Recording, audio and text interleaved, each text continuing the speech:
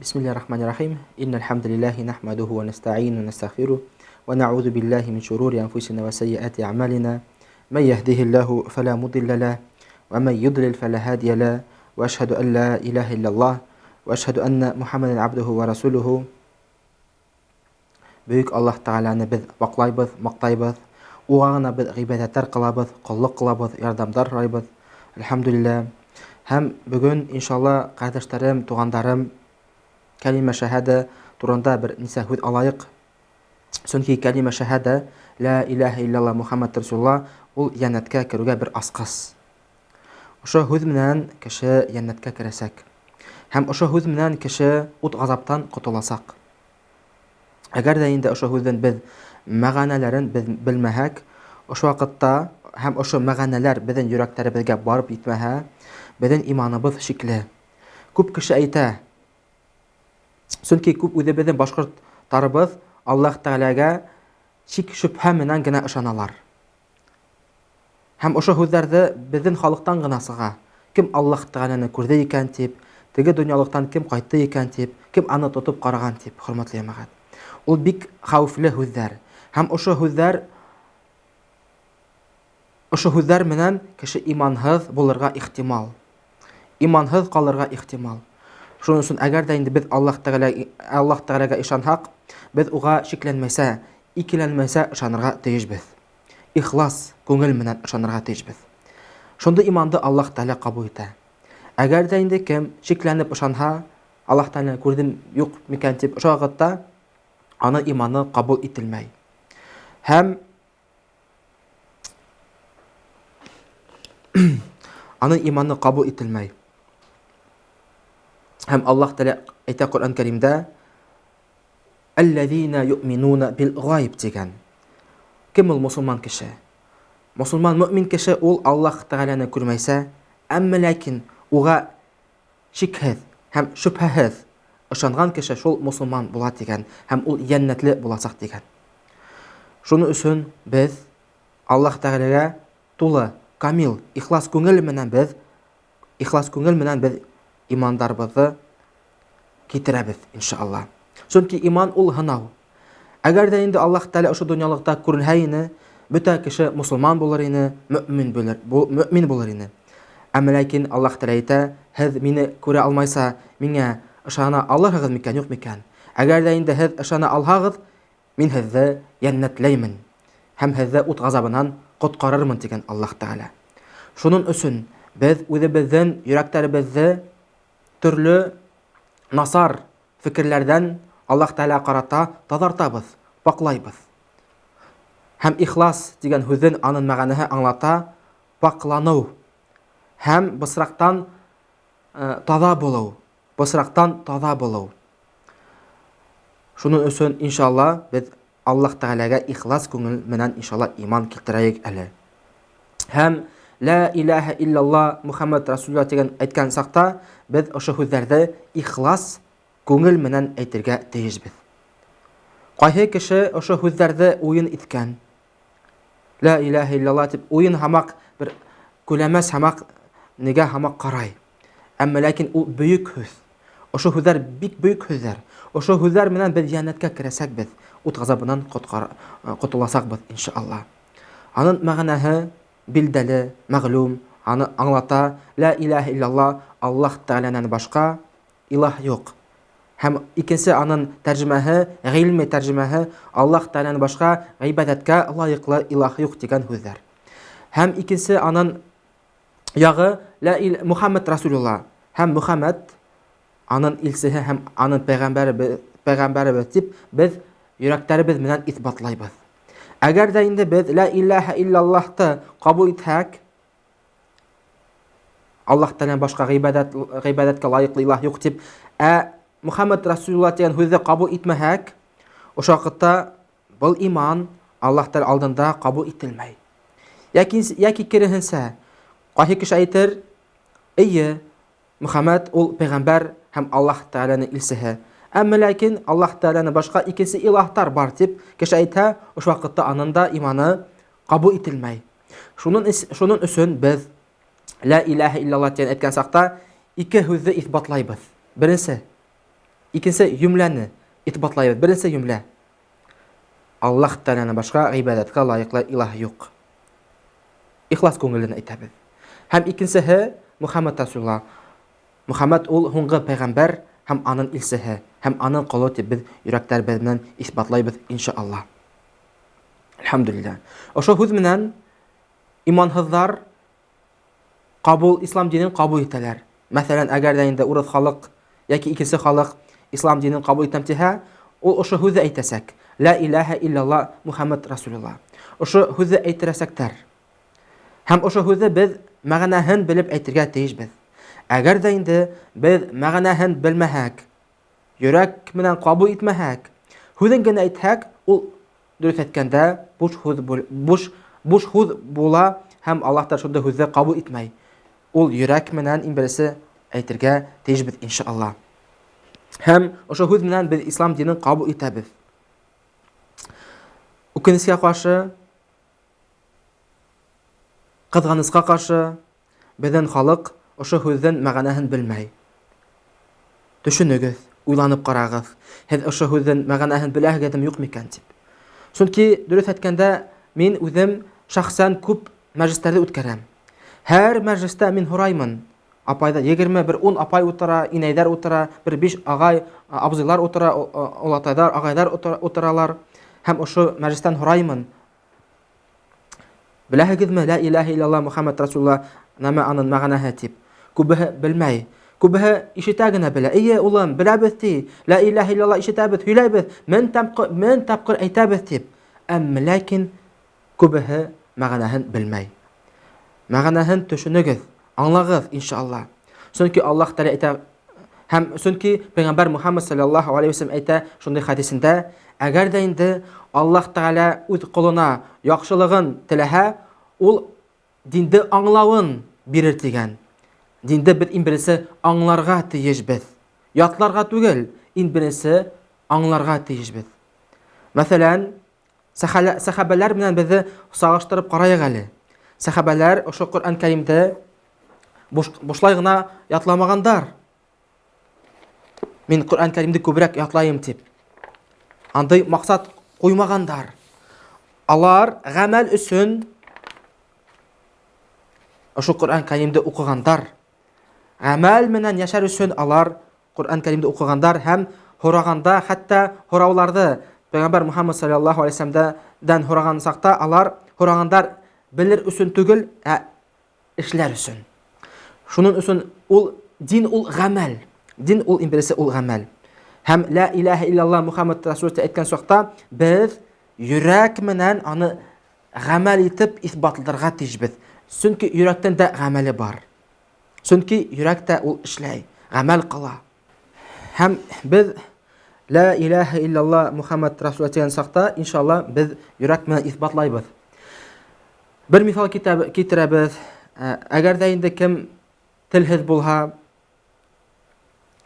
өнөн әйтә алмаһа, ул яҙыу менән иҫбатларға тейеш ошо һүҙҙәрҙе. Яҙыу менән. Шуны әйтергә тейешмен иншалла. Ул һәм ошо һүҙҙе ла илаһа иллаллаһ Мухаммад Расулуллаһ дип әйтһәк, без кеше араһында иғлан итергә тейешбеҙ. Мин мусулман булдым тип. Әгәр дә инде кеше ислам динен ҡабул итһә, әгәр дә инде кешеләрҙән золом ҡылыуҙарынан ҡурҡһа, ошо ваҡытта ул ла илаһа иллаллаһ Мухаммад Расулуллаһны йәшерен рәүештә әйтә ала. Әгәр дә инде кешеләрҙән ҡурҡып ла илаһа иллаллаһ әйтергә ҡурҡһа, әгәр дә инде кеше ла илаһа иллаллаһ Мухаммад Расулуллаһ дип әйтеүен һүҙен әйтә алмаһа, ҡурҡһамы кешеләрҙән, ошо ваҡытта ул ошо иманын сер тота, иншалла, рөхсәт. Был кешегә Аллаһ Тәгалә рөхсәт биргән. Әлхәмдүлиллаһ. Һәм ла илаһа иллаллаһ Мухаммад Расулуллаһны без ошо Аллаһ Тәгалә менән килешеү төҙөйбөҙ, ошо һүҙҙәр менән. Ҙур килешеү төҙөйбөҙ. Һәм һәр килешеүҙең үҙ шарты бар. Һәм ошо шарттарҙы без үтәргә тейешбеҙ. Беренсе шарт ул намаҙ уҡыу, икенсе шарт ул ураҙа тотоу, өсөнсө шарт ул зәкәт биреү, дүртенсе шарт ул хаш ҡылыу. Әгәр дә инде без төпсөнөп ҡараһаҡ, ошо ваҡытта без аңлайбыҙ. Беренсе шарт намаҙ уҡыу. Аның өсөн аҡсаһы кәрәкмәй. Икенсе шарт ураҙа тотоу. Аның өсөн дә аҡсаһы кәрәкмәй. Өченче шарт закат бирү, ул акча менән бәйләнгән. Әгәр дә инде нисап күләменә нисапка йитһә, ошо вакытта ул закатын түләй. Байлыгы булһа, закаты түләй. Билдәле байлыгы булһа, закатын түләй. Әгәр дә инде хаж кылырга мөмкинлекләре булһа, ошо вакытта ул хажын кыла. Һәм Аллаһ Тәгалә әйтә бу кешеләргә: әгәр дә инде мөмкинлек булһа, закатын түләйһегез, һәм мөмкинлек булһа, һез хажын кылаһыгыз. Һәм бездә ике шарт кала, уга акча кирәкмәй, ул намаз уку һәм ураза тоту. Пәйгамбәр Мухаммад саллаллаһу алейхи ва саллям әйтте шундый сүзләрдә: иман һәм иманһызлык арасында намаз тора ди. Намаз ул ут газаптан хаклай, Аллаһ Тәгаләне асауыннан хаклай. Һәм ул имандан һәм иманһызлык арасында бер пәрдә булып тора. Әгәр дә инде кеше намазын укымаһа, ошо вакытта аның иманы шикле. Без әйтә алмайбыз, бу кеше иманһыз дип. Юк, бу Аллаһ Тәгаләнең хакы. Кем иманһыз, кем иманлы, ул Аллаһ Тәгалә үзе билдәләй. Әмма ләкин аның иманы шикле. Чөнки ул кеше үз иманын гамәл менән исбатламаган. Иң беренче гамәл ул намаз уку. 5 тапкыр намаз уку. Шуның өчен иншалла тырышырга кирәк намазга басырга. Уйламагыз, намаз укырга ул кыен дип. Әгәр дә инде һез Аллаһ Тәгаләгә интилһагыз, Аллаһ Тәгалә ошо намаз укуды һезгә иншалла еңеләйтер, еңеллеген бирер. Чөнки Аллаһ Тәгалә кемгә еңеллеген бирә? Кем уга интила, аның ихласлыгы була иншалла. Әгәр дә инде кешенең интилышы булмаһа, әгәр дә инде кешенең ихласлыгы булмаһа, ул ошо гыйбадәтләрне, ошо намазын, ошо уразаһын ул уга үтәргә кыен буласак. Шуның өчен иң беренче без йөрәкләребезне Аллаһ Тәгаләгә карата яхшы уйлар уйларга тиешбез. Чөнки Аллаһ Тәгалә әгәр дә инде бер нәмәне боерһа, ошо вакытта ошо боеруда Аллаһтан рәхмәте һәм хикмәте бар, нигъмәте бар, сер булган нигъмәте бар, сер булган хикмәте бар. Бүтән хикмәтләрен без аңлай алмайбыз. Һәм мәсәлән, икенче Аллаһ Тәгалә безгә ураза тотурак кушһа, боерһа, тимәк, ошо ураза тотуда бер хикмәте бар, бер сер булган нигъмәте бар. Без аны аңламайбыз. Әгәр дә аңламаһак та, без аны иншалла үтәргә тиешбез.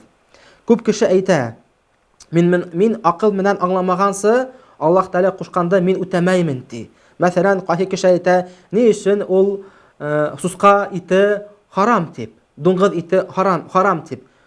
Анда ни өчен ул харам булган дип, бер мисал.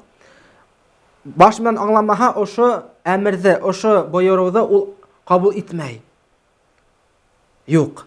Без әйтәбез, иң беренче без ни өчен ошо суска итен ашамайбыз? Чөнки Аллаһ Тәгалә кушманы. Ул Аллаһ Тәгалә әмере дип әйтәбез.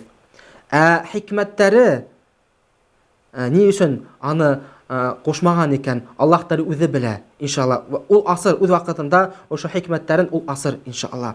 Һәм намазда, һәм уразалала, һәм закат бирүдә лә, һәм хаж кылуда ла Аллаһ Тәгалә хикмәтләрен, мәгънәләрен, төп мәгънәләрен халган, иншалла. Кеше аны белһә лә, белмәһә лә, иншалла. Әмма ләкин без үтәргә тиешбез. Чөнки Аллаһ Тәгалә ошо ниде фарыздарды әмер итте дип, иншалла.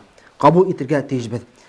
Әгәр дә инде без ошо намазларда, ошо уразаларда хукранып, Аллаһ Тәгаләгә канәгатьһезлекләребезне күрһәтеп кабул итмәһәк, ошо вакытта безнең ошо кылган гыйбадәтләр шикле. Аллаһ Тәгалә кабул итә микән ошо намазыңды? Әгәр дә инде һин ошо намазыңды яратмай, ошо намазны яратмай, ошо намазга интилмай, ошо намаздан нәфрәтләнеп намазыңды укыган, шундый намазларда Аллаһ Тәгалә кабул итмәй. Без намазлардан ләззәт алырга тиешбез. Һәм уразалардан да ләззәт алырга тиешбез. Һәм закат бирүдән дә, садакаларды бирүдән дә без ләззәт алырга тиешбез. Һәм хаж кылган сактала. Касан без ләззәт алабыз? Иң беренче ла илаха иллаллах Мухаммад Расулуллах дигән сүзләрдән мәгънәләрен аңлаһак. Әгәр дә инде ошо ла илаха иллаллах Мухаммад Расулуллах дигән сүзләрдән мәгънәһен аңламаһак, без намазын, без уразанын, без закаттын, без хажын мәгънәләрен, ләззәтен аңламаячакбыз һәм тоймайбыз.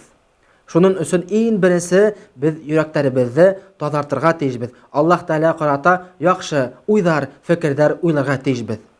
Һәм Пәйгамбәр Мухаммад саллаллаһу алейхи ва саллям әйтә хадис кудсилә: Әгәр дә инде минем кулым минем туралы яхшылык уйлаһа, мин шундый яхшы булырмын дигән. Икенче аның тәрҗемәһе: нисек минем кулым минем туралы уйлар, шулай булырмын дигән Аллаһ Тәгалә. Нисек минем кулым минем туралы уйлар икән ди, уй тотыр ди, ошо вакытта мин шулай булырмын дигән.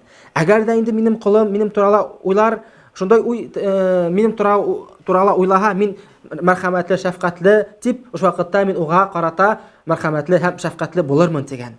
Әгәр дә инде минем кулым минем туралы насар уйдар, фикер кылһа, ошо вакытта мин уга карата насар мөнәсәбәттә булырмын дигән. Хөрмәтле җәмәгать. Шуның өчен без нисек Аллаһ Тәгалә нинди мөнәсәбәтләрдә күрһәтәбез, шул ук мөнәсәбәтләр безгә Аллаһ Тәгалә күрһәтә. Әгәр дә инде без уга бер адым эшләһәк, ул безгә карата 10 адым эшләр, Аллаһ Тәгалә әйтә. Әгәр дә инде без уга атлап килһәк, Аллаһ Тәгалә безгә йөгереп килер дигән икенче хадисендә.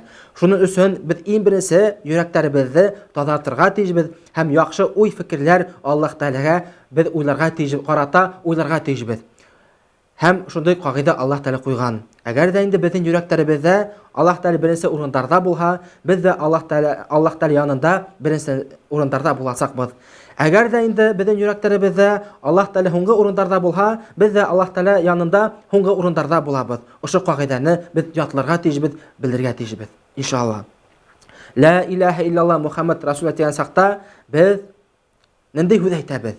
Без ант итәбез. Нинди ант итәбез? Biz килешү төзейбез.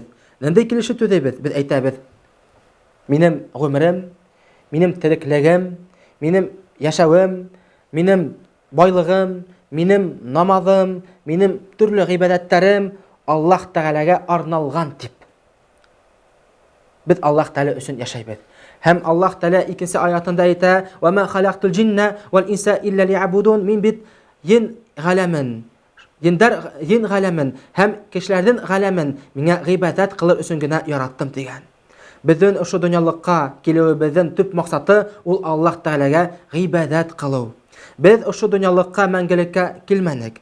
Һәрберебезнең бер аяктарыбыз җирдә, икенче аяктарыбыз гүрдә.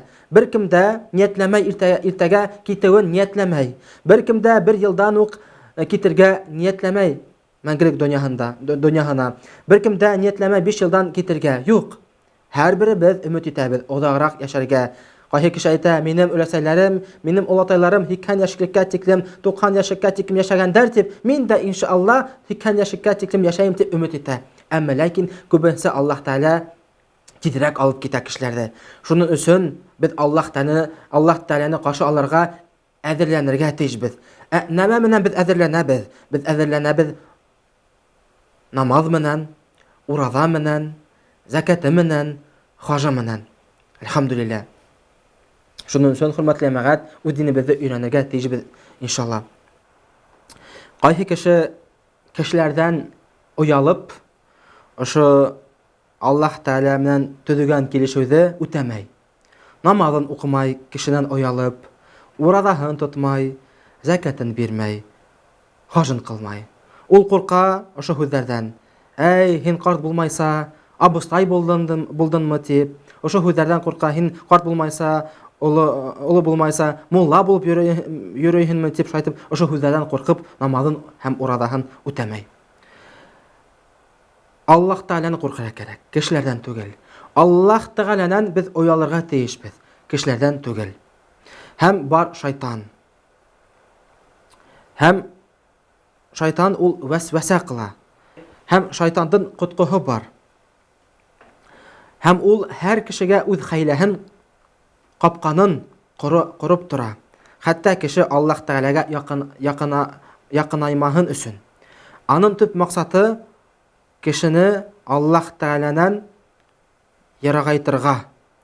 Кешенең йөзен Аллаһ Тәгаләнән сөйергә. Шуның өчен хөрмәтле җәмәгать, без ошо шайтандан хәйләһенә эләгә күрмәйек әле. Аллаһ Тәгалә әйтә Коръән Кәримдә: "Инна шайтана лакум адуум мубин" дигән. Ысынлыкта Шайтан ул һеҙгә хас дошман тигән. Шуның өсөн без ошо дошманды дошман итергә тейешбез. Күп яшьтәргә без әйтәбез, үз динегезне өйрәнегез дип. Әмма ләкин ошо яшьтәр әйтәләр, 20 яшьлек егетләр, кызлар әйтәләр, шайтанның хәйләһенә эләгеп, юк әле, без яшьтәр әле, без укыйбыз дип.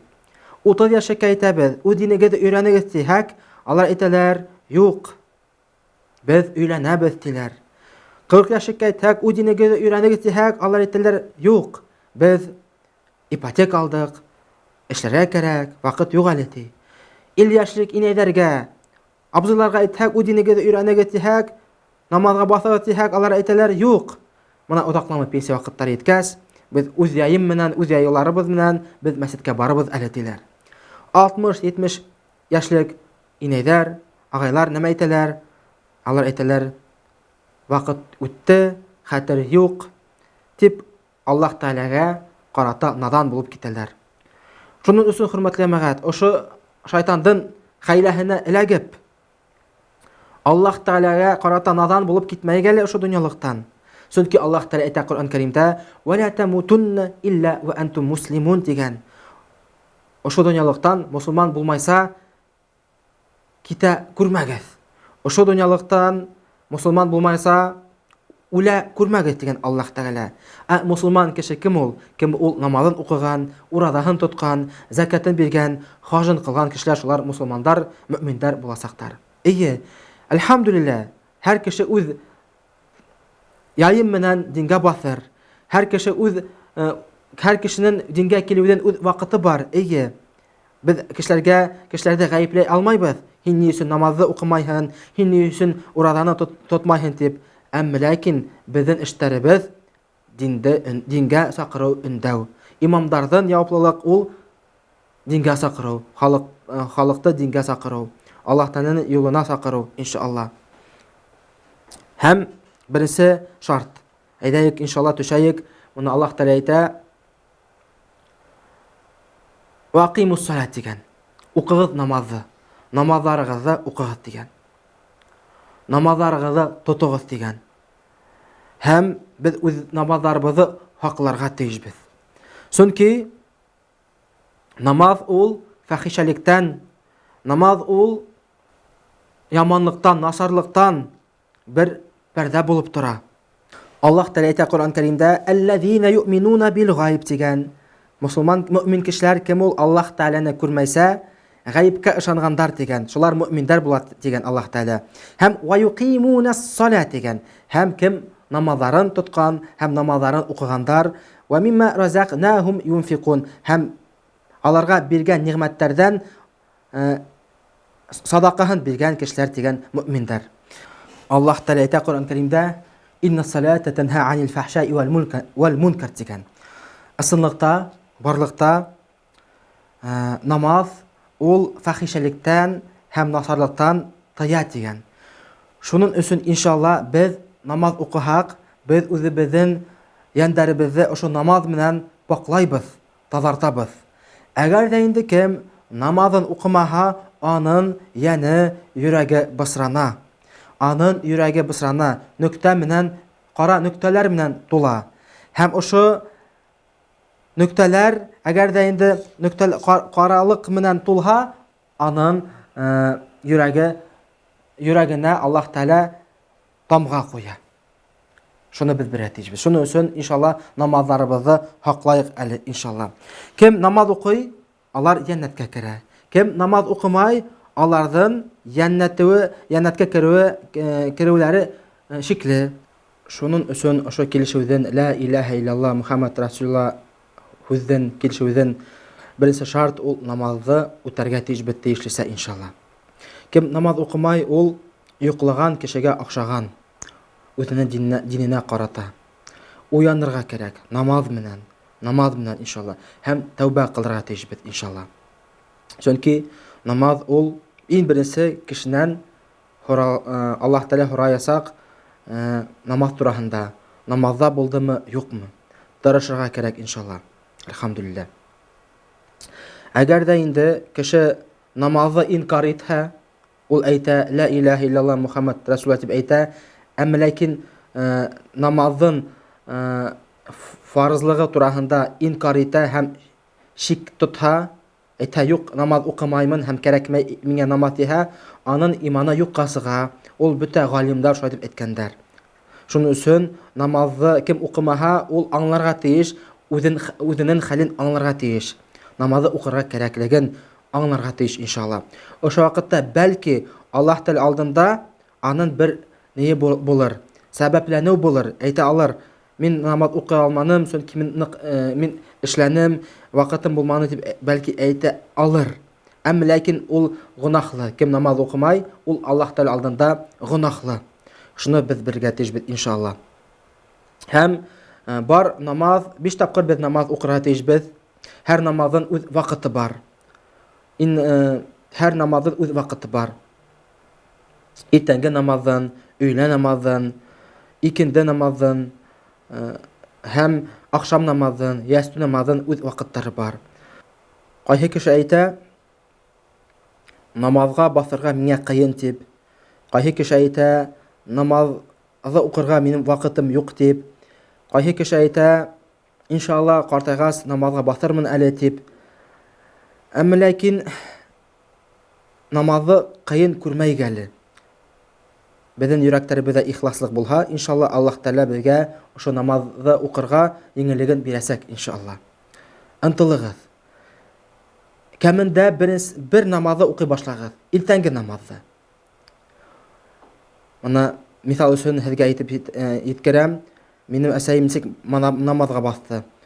Ул иртәнге намазны укый башланы. Аллаһтан Аллаһ Тәгалә уга бүтән намазларын укырга еңеллеген бирде. Ул әйтте: мин ошо намазларны укый алмаймын дип. Шуның өчен иншалла Аллаһ Тәгалә еңеллекләрен бирә. Әгәр дә инде һез иншалла уга Аллаһ Тәгалә карата ынтылһагыз иншалла. Икенче шарт, ла илаха иллаллах дигән килешүнең икенче шарт ул уразаны тотырга тиешбез иншалла. Рамазандагы уразаны тотырга тиешбез. Ураза ул нәмә ул? Гарәпчә аның сүзе аңлата ас-саум, сыям дигән. Тоткарлану һәм калдыру.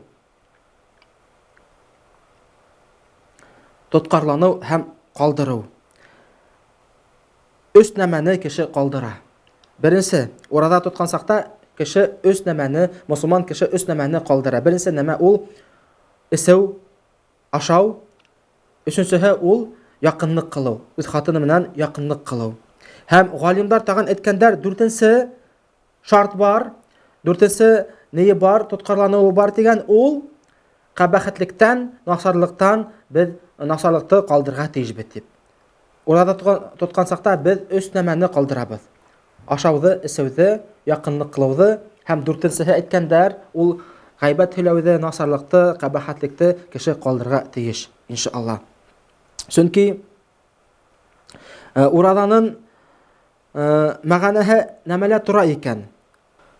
Аллаһ Тәгалә әйтә Коръән Кәримдә: "Шәһру Рамадан аллази унзила фиһи ал-Кур'ану худан лин-наси ва баййинатин минал худа вал фуркан." Шәһру Рамадан. Ураза айында унзила фиһи ал-Кур'ану. Коръән күндерелде кешеләргә. Худан лин-наси, кулланма өчен. Ва баййинатин минал худа, һәм аңлатма, ошо аңлатма өчен. Вал фуркан, һәм кеше яхшылыкты һәм яманлыкты айырыр өчен дигән. Коръән Кәрим күндерелде. Аллаһ Тәгалә Рамазан айында җибәрде. Һәм дөрес әйткәндә, күп кеше Рамазан айында ислам динен кабул итә.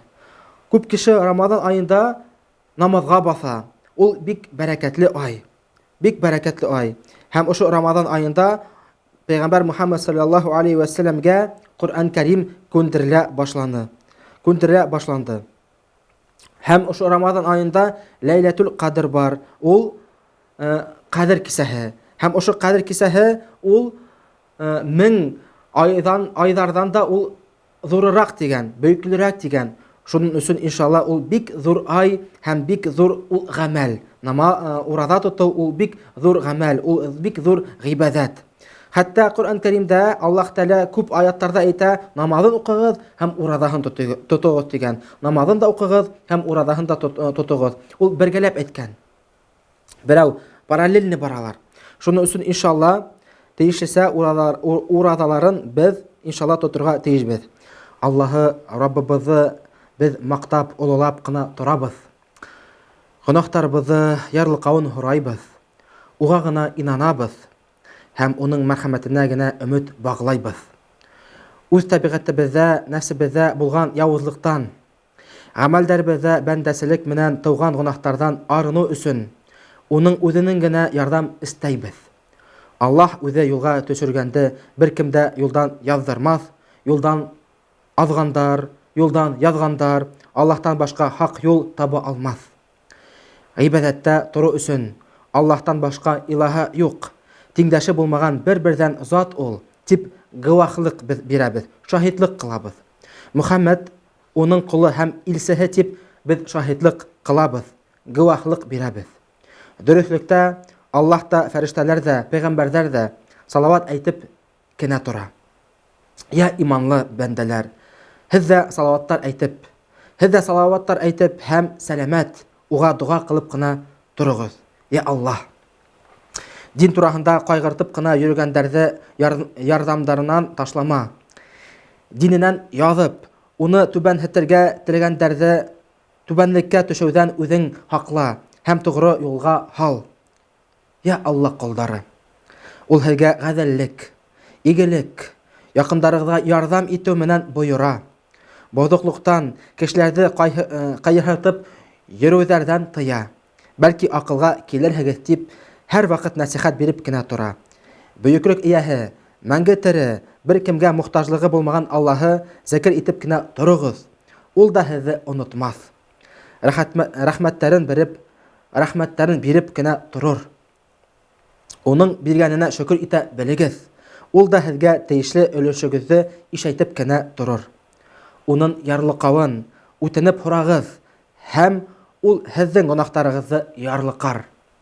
Аллаһы тәбәрәк вә тәғәлә зикр итеп кенә тороу иң дәрәжәле, иң ҡиммәтле, иң хөрмәтле, иң камил һәм иң бөйөк ғәмәл. Аллаһтың ерҙәге урынбаҫары булараҡ, кешенең үҙен һәм бөтә булмыштарҙы яралтып бар итеүҙең төп маҡсаты бәндәгә бүләк итеп бирелгән иң яҡшы сифаттарҙы тормошта күрһәтеп кенә тора белергә өйрәтеү. Ғүмер иткәндә, донъя көткәндә, үҙ-ара мөнәсәбәттәрҙә, ғәмәл һәм ғибәҙәттә кемдең яҡшы, кемдең насар булыуын һынау. Аллаһ тураһында һин уларҙың хәтерҙәренә төшөрөп, нәсихәт биреп кенә тор. Хәтер бит ул иманлы бәндәләргә ярҙам итә. Аллаһ әйтә, хәтер бит ул иманлы бәндәләргә ярҙам итә. Иҫкәртеү ул иманлы бәндәләргә ярҙам итә ти. Ендәрҙе һәм кешеләрҙе мине таныһындар өсөн һәм миңә генә ғибәдәттә булһындар өсөн яралттым ти Аллаһ Тәғәлә. Уларҙан миңә башҡа бер нәмә лә кәрәк түгел. Һәр кемгә лә үҙ өлөшөн Аллаһ үҙе биреп тороусы көс-ҡеүәт эйәһе. Бәндә өсөн иң ҙур хазина үҙенең Раббыһын таный белеүе. Бәндә өсөн иң ҙур хазина үҙенең Раббыһын таный белеүе. Аллаһты, уның китабын, бәндәләргә рәхмәт, мәрхәмәт, шәфҡәт булһын тип ебәрелгән илсеһен, уның Ҡөрьән менән килгән Пәйғәмбәребеҙ Мөхәммәд саллаллаһу алейхи ва сәлләм аша бәндәләргә тапшырылған хөкөмдәрен, бойороуҙарын һәм тыйыуҙарын ҡабул итеү, шәриғәт хөкөмдәрен тормошта ҡулланыу. Иман килтереп, игелекле ғәмәлдәр менән йәшәй башлағандарға, әгәр дә улар Аллаһтың берлегенә инанып, изгелектәрен дауам итһә, тәҡвәлек менән, иншалла, алар йәнәткә керәсәктәр, иншалла. Иман килтереп, инанып һәм ғәмәлүс салихат, изге ғәмәлдәр менән йәшәгәндәр тигән һүҙҙәрҙең 3 тапҡыр ҡабатланыуында оло мәғәнәһе бар. Һәм ғалимдар ғүмер буйы өйрәтеп килә, пак менән нәжес тигән төшөнсәләр бөтә кешеләргә. Уларҙың әҙәбенә, мал-мөлкәтенә, килер-кеременә, кейем-кейеменә, ашар ашына, эсер һыуына, йәшәү рәүешенә ҡағыла. Бөтә нәмә алдашуга корыла башлаган безнең заман өчен бұл хөкемдәр бигрәк тә мөһим. Шуның өчен хөрмәтле мәгать без харам менән хәләлдә без белергә тиешбез. Иншалла. Әгәр дә инде без хәләл дигән нәмәне белмәһәк, ул вакытта без харамга төшәбез. Безнең гомеребез харамда буласак һәм без утылабыз. Аллаһ Тәала әйтә Коръән Кәримдә: "Иннал инсана лафи хуср" дигән. Кеше бит зур утылуда дигән. Кемдән башкаһы? Илләлләзина аману. Яхшы гамәл кылгандардан башкаһы, ва амилус салихат, игелекле, яхшы иман килтергәндәрдән башкаһы, яхшы гамәлдәр кылгандардан башкаһы, ва тавасау бил хакки, һәм үзләрен үзара сабырлыкка, хаклыкка сакыргандардан һәм сабырлыкка сакыргандардан башкаһы дигән Аллаһ Тәала. Шуның өчен без ошо отылуда булмас өчен без иншалла яхшы гамәл кылырга тиешбез.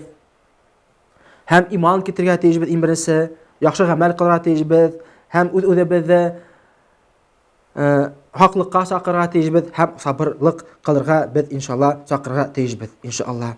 Аллаһ Тәала әйтә Коръән Кәримдә: иманлы кешеләрне һәм гыйлеме булгандарды Аллаһ Тәала төрле дәрәҗәгә күтәрә. Шуның өчен без үз динебезне өйрәнергә тиешбез. Аллаһ Тәала әйтә Коръән Кәримдә, ин беренче сүрә, күндерелгән кешеләргә күндерелгән ул Иқра дигән, укыгыз дигән. Иқра бисми раббикаллази халак. Юктан барлыкка китергән Раббыгызның исеме менән укы дигән, Раббыңның исеме менән укы дигән. Я Мөхәммәд. Шуның өчен хөрмәтле мәгать без ин беренче гыйлем талап итәргә тиешбез. Шәригать гыйлемен талап итәргә тиешбез, иншалла. Яхшылык теләгән кешеһенә Аллаһ динде аңлау һәләте һәм зирәк акыл бирә дигән Пәйгамбәр Мухаммад саллаллаһу алейхи ва саллям. Аллаһка якынайырга мөмкинлек биргән зикр. Кешене гыйлемгә өйрәткән галим һәм төрле фәндәрне өйрәнергә тырышкан шәкерт каршыһында был фани дөнья үҙелә. Иманлы булуның төп шарты ла илаһа иллаллаһ. Аллаһтан башка илаһа юк дип гыйлаһлык без бирәбез һәм гыйлаһлык шаһидлык кылабыз. Һәм Пәйгамбәрбез Мухаммад саллаллаһу алейхи ва саллям әйтте шундый сүзләрдә: Раббым буларак мин, Аллаһ динем буларак ислам, Пәйгамбәрем буларак Мөхәммәд менән бик тә канәгатьмен дигән. Шундый әйткән кешенең урыны яннәттә дигән Пәйгамбәрбез Мухаммад саллаллаһу алейхи ва саллям. Дин өйрәтә, үзенең ердә яшәргә тиешле урынбасары итеп яралтып бар иткән бәндәгә Аллаһ үзенең илаһи серләрен дә халып ян өрә. Шул яндың да тәңдән дә гомер буе пак булып калуын теләй. Уларда төрле бодыклыктардан тазартып, югары әхлакый сыйфаттарны ишәйтеп кенә торырга буйыра. Без гыйлем, мәгърифәт һәм техника гомумән үсеш кимәленең акыл җитмәс дәрәҗәлә югары күтәрелгән бер заманында яшәйбез. Тормышта юкка сыгарга гына торган коралдардан күп нәмә юк. Бүген дөнья атыш тавышлары менән шартта килеп тора. Телевидение суд залына әйләнде. Әллә хөкем итәләр, әллә җинаят эшләүдән төрле юлларын өйрәтәләр. Беләр, Аллаһтар үзе белә инде. Мусулман мәрхәмәтле булуы менән көчле. Мусулман ул мәрхәмәтле, шәфкатьле һәм иманһызлардан ошо ул мәрхәмәтлек менән, үз шәфкатьлеге менән аерылырга тиеш. Пәйгамбәр Мухаммад саллаллаһу алейхи ва саллям әйтте шундый сүзләрдә: Инналлаһ юъти аля рифқи ма ла юъти аля ал'урф дигән. Аллаһ Тәала катылыкта бирмәгәндә йомшаклыкта бирә дигән. Шуның өчен иншалла без һәр кешеләр менән без йомшак рәвешле, йомшак һүз менән, йомшак мөнәсәбәтләрдә булырга тиешбез иншалла. Һәм Пәйгамбәр Мухаммад саллаллаһу алейхи ва саллям бик йомшак булган. Аллаһ Тәала әйтә Коръән Кәримдә: Аллаһ рәхмәте менән һин өммәтеңә карата бик тә йомшак күңелле булдың. Әгәр дә инде һин каты күңелле булһаң инен, бөтә кешеләр һиннән касып китерләр дигән Аллаһ Тәала. Вәләү кунта фазан гализал калби ланфадду мин хавлик дигән Аллаһ Тәала. Әгәр дә һин каты күңелле булһа, ошо вакытта бөтә кешеләр һиннән касыр дигән. Шуның өчен ул йомшаклык ул Пәйгамбәрдән юлы. Пәйгамбәребезнең дингә өндәп йөрүләре күркәмлек менән аерылып торуы сәбәпле мусулмандар уны үзләреннән битәр якынрак күреп ярата. Ул боергандарды бер каршылыксыз үтәй. дөнья һәм дин эшләрендә уның тугры ярдәмчы булуын таный. Шуның өчен дә фәкыйрь мискендәр, етемдәр, ятимдәр, төрле сәбәптәр менән булган ирһез катындар, тол калган катындар, бәла-казаларга юлыгып мохтаҗлык кисергәндәр бөтәһе уның тирәһендә генә булырга тырыша. Ни өчен? Чөнки Пәйгамбәр Мухаммад саллаллаһу алейһи ва саллям ул йомшак хүзле булган, йомшак күңелле булган. Шуның өчен бөтә кешеләр, фәкыйрь мискендәр, ятимдәр дә уга ынтылып баргандар. Бер вакыт ярдәм һорап уга бер гарәптәреннән берәү килә. Пәйгамбәр Мухаммад саллаллаһу алейһи ва саллямга бер кеше килә ярдәм һорап. Пәйгамбәрбез уга нәмәләр бирәлә, бул һиңа йитәме, етерме дип һорай. Пәйгамбәр Мухаммад саллаллаһу алейһи ва саллям: "Юк, буның менән мин һиңа бер ниндәй дә яхшылык эшләй алманың" дип бул Бәдәви. Юк, буның менән һин миңа бер ниндәй дә яхшылык эшләй алманың ди Бәдәви. Бул һүзләрне ишетеп асыулары кабарган сахабәләрнең уга ташланырга әзер торуын күреп, Пәйгамбәр ишара менән генә уларны туктатып кала. Бәдәви һорай Пәйгамбәрдән, мал-мөлкәт һорай. Һәм Пәйгамбәр Мухаммад саллаллаһу алейһи ва саллям ошо Бәдәвигә мал әҙәк биргән һәм әйткән: "Һин ҡәнәғәтме?" дип. Бул әйткән: "Юк" ди. Һәм сахабәләр асыуланып уга ташлана алдылар. Һәм Пәйгамбәр Мухаммад саллаллаһу алейһи ва саллям ишара менән генә уларны туктатып калды. Өйенә инеп Пәйгамбәр тагы ла нимәлер алып сыга. Инде бул етәме ди? Ие, гаиләм һәм минең кавым өчен Аллаһ әҗр саваптарын бирһен дигән Бәдәви. Хәзер заманда етте ди. Тәүдә әйткәндәрен сахабәләр күңелендә асу кузгаткайны. Башка вакытта эргәләренә килгәндә бына әле әйткәндәрен кебек теләктәр теләп һүз башла. Улар күңелендә төйөр калмаһын ди Пәйгамбәр Мухаммад саллаллаһу алейһи ва саллям. Шулай итеп Пәйгамбәр Мухаммад саллаллаһу алейһи ва саллям безгә өйрәтә. Бул Бәдәви менән без дөньяһы булып та унан касып киткән бер әдәмгә охшаганбыз. Дөнья касып китү менән башкалар да килеп уны тотарга тырышып тагы ла ныграк куркыттылар. Шул вакыт уны минең үзем менән генә калдырыгыз дип ялына хуҗа. Карагыз, әгәр дә инде дөнья хуҗаһынан касып китһә, бөтәһе ошо дөнья артынан йөгерәсәктәр, дөньяны тотам дип. Һәм хуҗа әйтә: "Туктагыз, мин аны үзем тотам, ул миңа өйрәнгән" дип, һәм ошо дөнья куркмайса кире хуҗаһына кайта. Шуны без белергә тиешбез иншалла. Сабыр була белүе, акыллы кәңәшләре, хикмәтле мөгамәләһе менән ул бәндәләрне адашып йөргән ереннән хак юлга сыгара. Пәйгамбәр Мухаммад саллаллаһу алейһи ва саллям сабыр була белүе менән, акыллы кәңәшләре менән, хикмәтле мөгамәләһе менән ул бәндәләрне адашып йөргән ереннән хак юлга сыгара. Һәм Аллаһ Тәгалә әйтә Куръан Кәримдә: "Уд'у иля раббика бил хикмати вал мау'изати хасана." Аллаһ Тәгаләгә хикмәт менән, яхшы мөгамәлә менән, яхшы юлдар менән сакыр дигән. Һәм безгә буйра әмер итә. Үзенең насихәтләрендә ул бәндәләрнең акылына, әдәбенә, рухи яктан әзерлегенә карап, уларны ялыктырмай, тамук уты менән куркытмай, самалап кына бирә белә. Кайһы бер кеше дөрес әйткәндә куркыта, һәр вакыт куркытып тора. Һәм ошо куркыту менән ул халыктарны нәфрәтләндерә. Һәм Пәйгамбәр Мухаммад саллаллаһу алейһи ва саллям әйтте шундый һүзләрне: "Халакал мутанаттиун" дигән. Кем үз динен катмарлаган, ул һәлакәткә төшкән. Кем үз динен катмарлаган, ул һәлакәткә төшкән. Кем үз динен катмарлаган, нык иткән, катмарлы иткән, ул һәлакәткә арыган төшкән дигән. Шуның өчен без халыкты дингә сакырһак, без яхшы, лайыклы, матур һүзләр менән генә без иншалла сакырга тиешбез. Мусулман ул юмарт һәм киң күңелле кеше. Мусулман ул юмарт һәм киң күңелле кеше. Куръан Кәримдә әйтә: "Улар мусулмандар үзләре мохтаҗлык кисереп торган хәлдә лә кешенән бер нәмәле өмет итмәй. Аллаһ ризалыгы өчен булһын дип үзләренә үтәлә кадерле булган ризыктан фәкыйрьләргә, ятимдәргә, әсирләргә өлеш сыгара." Мусулман кеше ул ошо дөньялык менән бәйләнмәгән, ошо байлыкка ябышып ятмай. Әгәр дә инде аның әдәк байлыгы мөмкинсезлеге булһа, ул фәкыйрьләргә һәм ятимдәргә ярдәм итеп тора, иншалла. Чөнки без асу һәм күңелһезлектәр алып килгән кыямәт көнендә Раббыбызның хөкеменнән куркабыз, тидәр. Шуның өчен Аллаһ үзе лә уларны ана шул көндең бәла-казаларыннан коткарыр, йөзләренә нур, күңелләренә куаныч бирер дигән Аллаһ Тәала. Шуның өчен мусулман кеше ул юмарт булырга тиеш. Һәм киң күңелле кеше булырга тиеш. Юмартлык, мохтаҗлыгы булган һәр кемгә ярдәм итү ул имандың татлы бер емеше.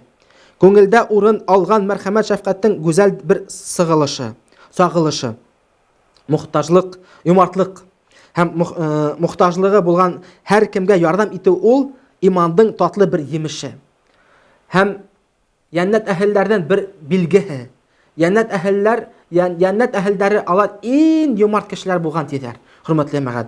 Шуның өчен без иншалла ошо юмартлык менән бидәнергә тиешбез. Иншалла. Аллаһ Тәала әйтә Коръән Кәримдә: "Кулыңды елкәңә ябыштырып куйган кебек итеп харанланып та барма" дигән. Кулыңды елкәңә ябыштырып куйган кебек итеп харанланып та барма. Юмарт булам дип саманан да үтеп китмә дигән Аллаһ Тәала һәм безне шайтып өйрәтә. Шуның өчен иншалла моны урта дин тотырга тиешбез. Иншалла.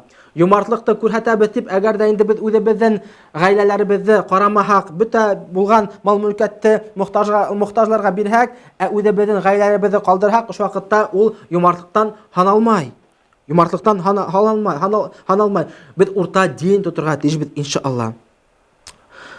Шулай була калһа, бәндәләр дә хупламас, үзең дә борсулаудан котыла алмассың дигән. Юмартлык Аллаһтан бик күп сифаттарыннан бере. Аллаһ Тәала әйтә үз турасында Әл-Кәрим дигән. Әл-Кәрим юмарт һәм бөтен нәмәне биреп кенә торган Аллаһтан бер исеме. Шуңа мусулмандың Аллаһка буйһынуы гыйбадат белән генә сикләнмәй. Моны бар гыйбадат, намаз уку, урада тоту, закатын бирү, хаҗын кылу.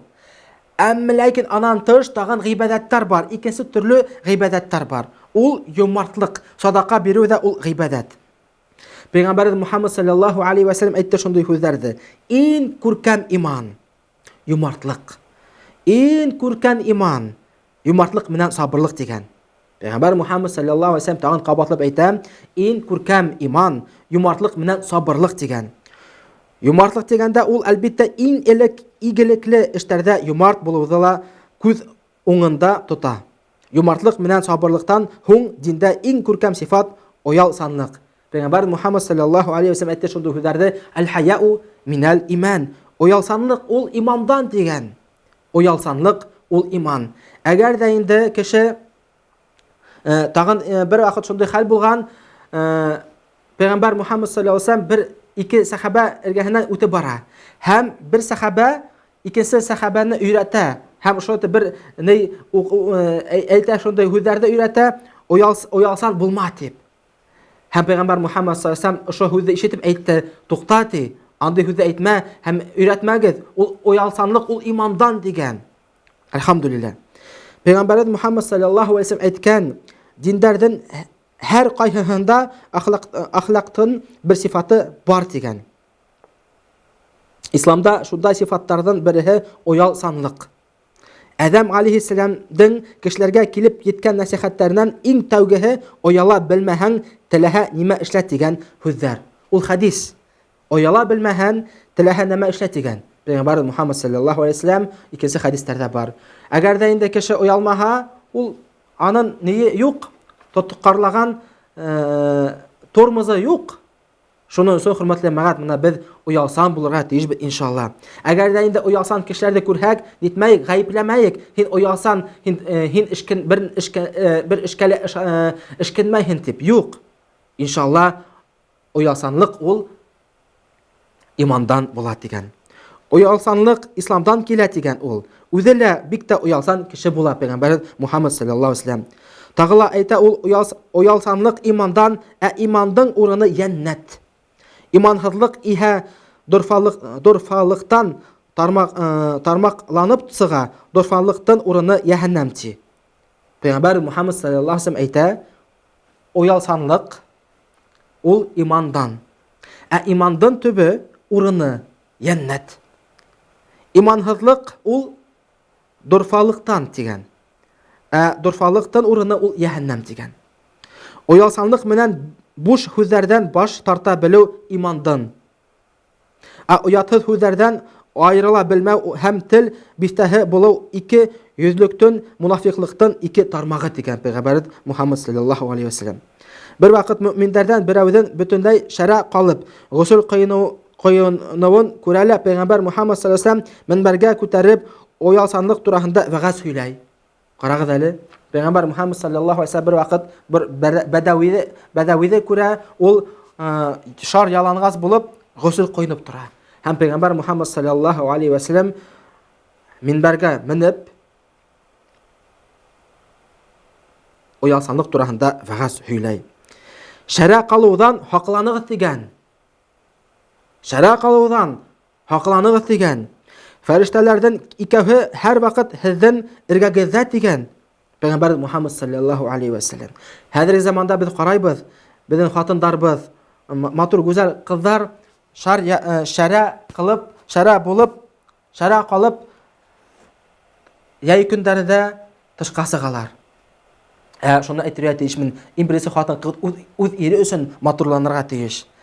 Бездә инде безнең җәмгыятебездә хатын кыз тышка сыгам тиһә, ул матурлана, бидәнә, өйдә үз ире алдында бер тозлы гына бысрак халатын киеп ала.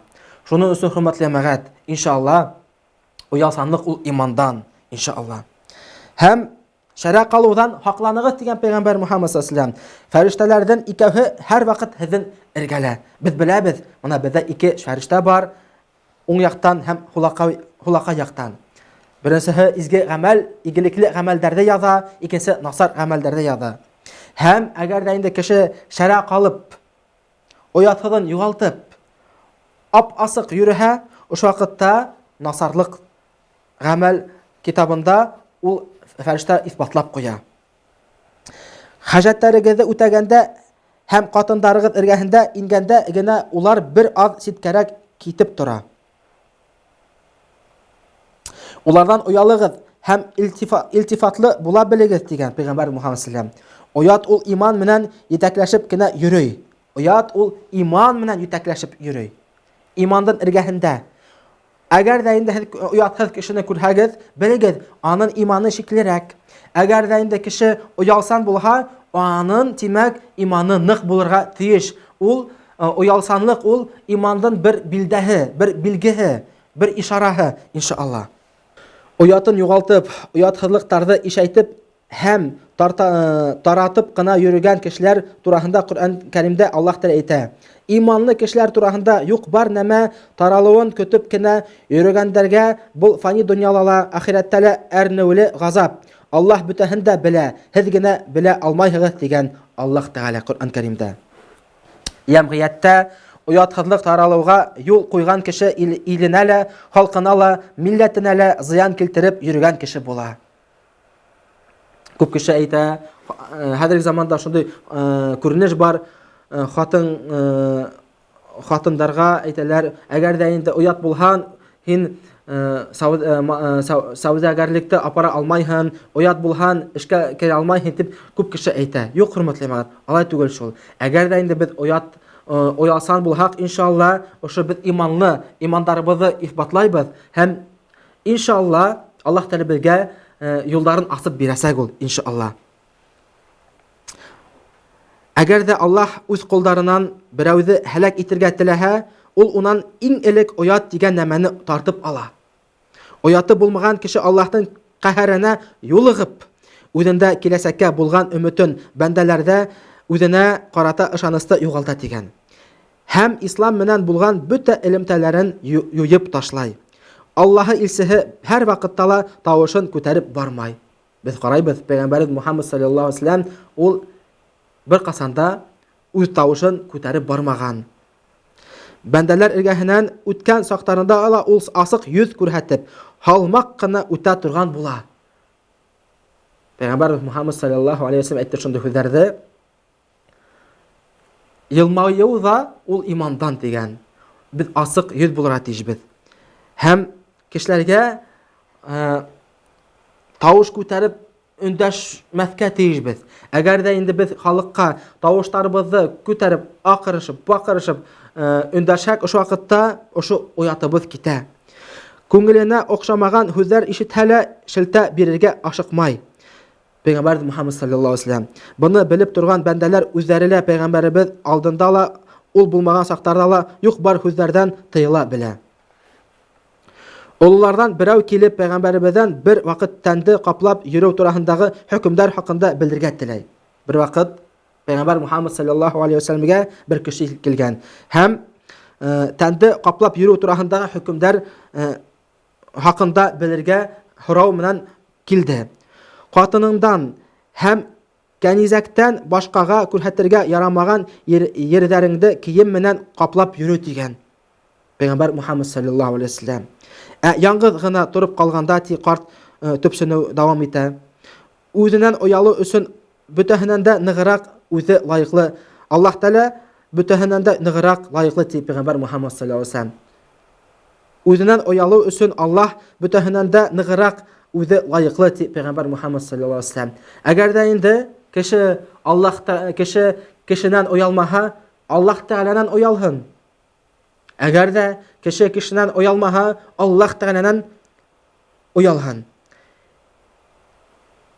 Һин күрмәһән, ул Аллаһ Тәалә үзе һине күреп тора дигән Пәйгамбәр Мухаммад саллаллаху алейхи ва саллям. Иман агасы 70 тармактан тора. Шуның иң югарыла торганы ла илаха иллаллах. Тан башка илаһа юк дигән шәһадәт кәлимәһе ин түбәндәге кешеләргә камасаулап яткан нәмәне юлдан алып ташлау, уятка килгәндә инде ул да имандың шул тармактарыннан бере дигән Пәйгамбәр Мухаммад саллаллаху алейхи ва саллям. Иман агасы 70 тармактан тора. Ал-иману 70 шу'ба дигән Пәйгамбәр Мухаммад саллаллаху алейхи ва саллям. Һәм иң югарыла ла илаха иллаллах тора. Шуның өчен ошо ла илаха иллаллах дигән сүзләрнең мәгънәләрен без белергә тиешбез иншалла. Ин түбәндәге ул кешеләргә камасалап яткан нәмәне юлдан алып ташлау. Мәсәлән, таш ятаты, ошо ташты алып без алһак, ул ин кәмендә кәм булган имандарыбызны күрһәтәбез. Оятка килгәндә инде уялсанлык ул да имандың шул тармактарыннан бере дигән Пәйгамбәр Мухаммад саллаллаху алейхи ва саллям. Уятһызлык, әдәпһезлек үзе кагылып киткән бөтен нәмәләр кара тап калдыра. Уялсанлык уга бидәк өстәп кенә тора. Уялсанлык ул кешене бидәй. Уялсанлык ул кешене бидәй. Аның дәрәҗәһен күтәрә. Әгәр дә инде кеше уялсанлыгын югалта, ул вакытта аны дәрәҗәһе төшә. Яшереп тораһы юк бит инде. Безнең тормышта уятһызлык көндән-көн киңрәк тарала. Карайбыз, хөрмәтле мәгать. Телевизордан, интернет аша уятһызлыктарда нык тараталар. Шугала кара таптар да артагына бара. Фахишалык та артып бара. Пәйгамбәр Мухаммад саллаллаху алейхи ва саллям насихаттары безне Пәйгамбәребезнең насихаттары безне уялсан һәм күндәм булырга өйрәтә. Үзе лә һәр вакыт әйтте. Пәйгамбәр Мухаммад саллаллаху алейхи ва саллям һәр вакыт әйтеп тора иде. Я Раббым, мине яхшы гамәлдәр, иң яхшы әхлаки сыйфаттар менән бидәклә. Шундый дуга кылган Пәйгамбәр Мухаммад саллаллаху алейхи ва саллям, мине яхшы гамәлдәр менән, иң яхшы әхлаки сыйфаттар менән мин бидәклә. Бул яхшылыктарны миңа һиннән башка бер кем дә бирә алмас дигән. Һин мине, Аллаһ Тәала, һин мине яман эшләрдән курсалап кына тор. Яман холыктан, яман сыйфаттардан хакла. Һиннән башка улардан мине бер кем дә хаклай алмас дигән. Шул ул дуга Пәйгамбәр Мухаммад саллаллаху алейхи ва саллям яман ахлактан, насар ахлактан, әдәптән Аллаһ Тәаләгә һыйынган. Шуның өчен, хөрмәтле мәгать, ул дуга, хәтта дуга кылһак, кулдарыбызны күтәреп дуга кылабыз иншалла. Шундый яман холыктан Аллаһ Тәаләнән һорайбыз, дуга кылабыз шул яман холыктан, мине яман сыйфаттардан хакла дип иншалла. Чөнки Аллаһ Тәала кабул итә. Кайсы кеше бит ул дуа кылган сакта байлык кына һорап ята. Байлык һорай, мәсәлән, озын гомерлеген һорай, күркәм холыгын һорамай. Аны ла онытмагыз. Аллаһ Тәгаләнән күркәм холыгын һорарга. Я Раббым, минең өммәтемә етәкче булган кешеләр халыкка ниндәйдер авырлык килтерһә, уларның үзләренә лә авырлык килтер. Минең өммәтемә баш булган кеше халыкка ниндәйдер игелек килтерһә, уларның үзләренә лә игелек килтер, дигән Пәйгамбәр Мухаммад саллаллаһу алейһи ва саллям. Бик зур мәгънәле дуа. Тыңлап алайлы, аңлайгалы. Я Раббым, минең өммәтемә етәкче булган кешеләр халыкка ниндәйдер авырлык килтерһә, уларның үзләренә лә авырлык килтер дигән. Ул Пәйгамбәрнең Мухаммад саллаллаһу алейһи ва саллям дуаһы. Кем минем өммәтемә баш булган кеше халыкка ниндәйдер игелек килтерһә, уларның үзләренә лә игелек килтер дигән. Шуның өчен хөрмәтле мәгать, ул моны без дуа кылабыз, бурынгылар ишетә беләһегездер, ничек дуа кылгандар, илебезгә иминлеген, аманлыгын теләгәннәр һәм ил башчыларга тауфик теләгәннәр. Шуның өчен моны без дуа кылсак та, ил башчыларыбызга ла тауфик теләйек әле, хөрмәтле мәгать, иншааллах. Тагын Пәйгамбәр Мухаммад саллаллаһу алейһи ва саллям аны дуаһы Я Раббым дигән. Тәнемде гүзәл итеп яралткан кебек, холкымды ла гүзәл ит. Аллаһ Тәгалә безне гүзәл итеп яраткан. Һәм дуа кылган сакта Пәйгамбәр Мухаммад саллаллаһу алейһи ва саллям әйткән шундый сүзләрне, тәнемде гүзәл итеп яраткан кебек, холкымды ла гүзәл ит дигән. Гүзәл холык булмаган ердә тормышта ла гүзәллек булмай. Әгәр дә инде гүзәл холык булмаһа, шундый ерләрдә холык булмаһа, ул вакытта гүзәллек бер кайда ла булмай. Бәла казалар, рәнйеү һәм рәнйетүләр менән генә тулы бара ул. Шуның өчен күркәм холык ул иншаллах, әлхәмдүлилләh, уңышлыкка бер сәбәп. Дөнья тормышы төш кебек кенә. Ул вакытлыса.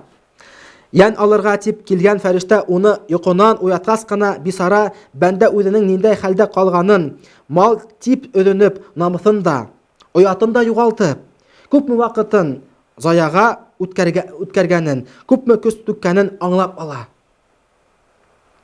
Аллаһ Тәгалә Мунафиқ сүрәһендә әйтә: Үлем килеп һәм үҙегеҙ дә, Я Рабби, бер аҙ гына булһа ла үлемемде кисектереп торһан, хәйр садақаһын да таратып, игелекле эштәрен дә эшләп калыр инем тип кеше өмөтләнеп әйтер. Аллаһ Тәгаләгә өндәшер. Әмма ләкин ошо кеше кире кайтарылмаҫ.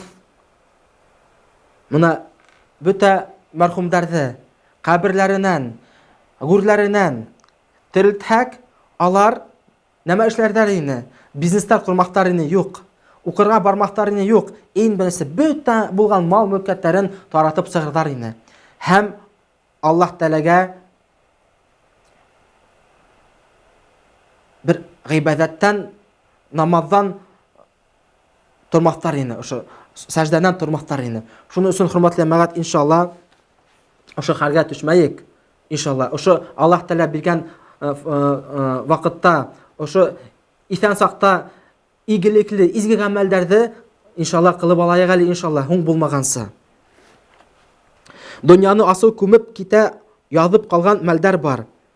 Күрә алмаусанлыҡ һәм дошманлыҡ холоҡтон тотнаҡһыҙ булыуынан килә, тип өйрәтә ғалимдар. Ундай кеше ыҙғыш өсөн сәбәп эҙләп кенә йөрөй. Кемдең холығы юҡ, ул ызғыш өсөн, фитнә өсөн генә бер сәбәп табырға йөрөй.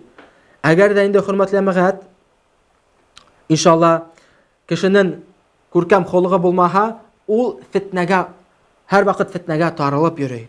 Һәр ваҡыт ул бер ызғыш низаҡҡа ғына инергә, керергә тора. Был йәһәттән ҡарағанда дин әһелдәре, дини юлбашсылар ғүмер-ғүмергә бәндәләргә яҡшылыҡ, игелек, киң күңеллек һәм кешелекле булыуҙың сағыу өлгөләрен күрһәтеп килгән, тормош һабаҡтарын тыуыр быуындарға ла ҡалдырып киткән. Кешелә киң күңеллектең булмауы етешһеҙлектәрҙең насарҙарынан да насарырағы, үс алыуға ашығып барыу гонаһтарҙың иң олоһо тигән Ғали хәҙрәт.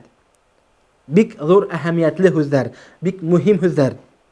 Кешелә киң күңеллектең булмавы yetешһезлекләрдән насардарынан да насары. Киң күңеллектән булмавы. Тар күңелле кеше ул yetешһезлекләрдән ин насарыр дигән. Гали хәзрәт. Шуны без бергә тиҗбит иншалла. Мусламанды Коръән Кәрим киң күңеллеккә әйдәп кенә тора. Аллаһ Тәгалә безне өндәп тора, киң күңеллеккә чакыра. Һезнең арагыздан күңелле юмарт, малы етерлек булгандар үзләренең кайдашларына, фәкыйрьләргә, Аллаһ юлында күченеп йөргәндәргә өлеш чыгарудан тукталып калмаһын, бәндәләрне гафу итһен, бахилләттә белһен, Аллаһтан үзегезгә ярлыкавын теләмәйһегезмени?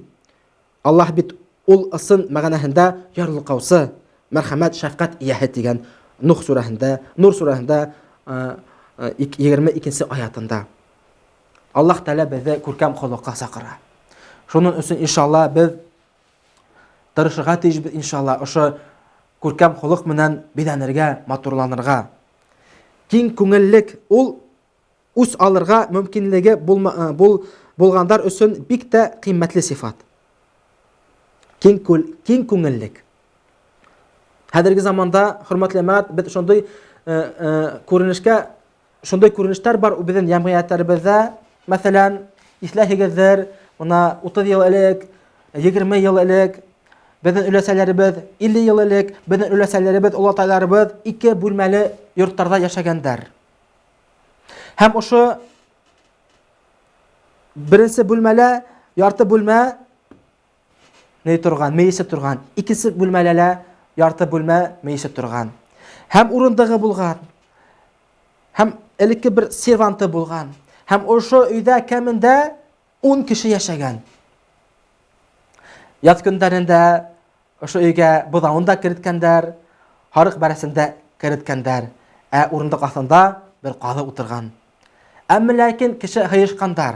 Сөнки кешеләр киң күңелле булғандар, хөрмәтле мәгълүмат. Хәзерге заманда инде, хөрмәтле мәгълүмат, 3 кеше зур фатираларҙа, 3 кеше зур йорттарҙа, коттедждарҙа һыйышмай йәшәйҙәр. Бушҡа ғына әйтмәгәндәр. Кешенең күңеле, кешенең өйҙәре, йорттары ҙурая, күңелдәре тарая тип. Әлхәмдүлилләһ.